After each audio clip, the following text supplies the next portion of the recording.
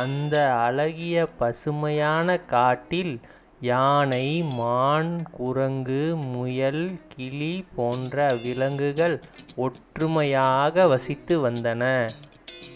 அவைகள் எப்போதும் ஒன்றாகத்தான் விளையாடுவார்கள். அவர்கள் விளையாடிவிட்டு நீர் அருந்துவதற்கு எப்போதும் ஒரு குளத்தில் சந்திப்பார்கள். அந்த குளம் கோடைகாலம் என்பதால் சற்று வறட்சியாக காணப்பட்டது. அதனால் நண்பர்கள் அனைவரும் பயந்து போனார்கள். தண்ணீரை தேடி அங்குமிங்கும் அலையத் தொடங்கினார்கள். ஒவ்வொரு விலங்கும் தனித்தனியாக தண்ணீரை தேடி அலைந்து சோர்வுற்று போனது. அப்போது முயல் சொன்னது, தனித்தனியாக தேடினால் எந்த பயனும் இல்லை, ஒற்றுமையாக முயற்சி செய்தால் எப்போதும் வெற்றி கிடைக்கும் என்று. அனைத்து விலங்குகளும் ஒற்றுமையாக தண்ணீரை தேடி சென்றன. ஒவ்வொரு விலங்குகளும் அதனால் இயன்ற உதவியை செய்தன. குரங்கு மரத்தின் மேல் ஏறி நீர் இருக்கும் திசையை காட்டியது.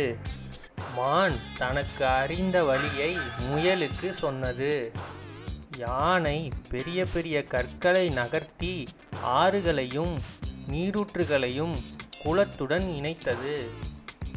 இதனால் சுத்தமான நல்ல தண்ணீர் நண்பர்கள் குடிக்கும் குளத்திற்கு வந்து சேர்ந்தது.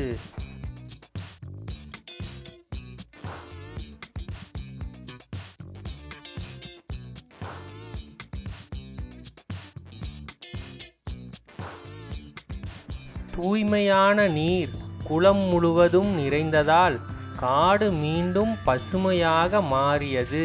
விலங்குகள் அனைவரும் மகிழ்ச்சியுற்றனர். குழந்தைகளே, தனியா முயற்சி பண்ணினா சிரமம், ஒற்றுமையா இருந்தா வெற்றி நிச்சயம். இதனால் விலங்குகள் அனைவரும் ஒற்றுமையாக வாழ்ந்தன. காடு மீண்டும் பசுமையானது.